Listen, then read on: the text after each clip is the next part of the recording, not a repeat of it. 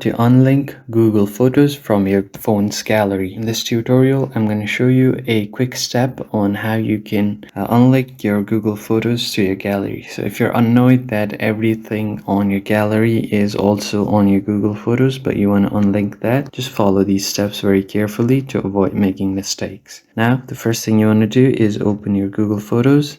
And once you do that, at the top right, you can see your profile icon. Just tap on it. And once you do that, you see a photo settings right here. Tap on it. It will take you to the settings menu. And all you have to do is go to your backup. And if your backup is turned on, just turn it off, toggle it off, and then you should be good to go.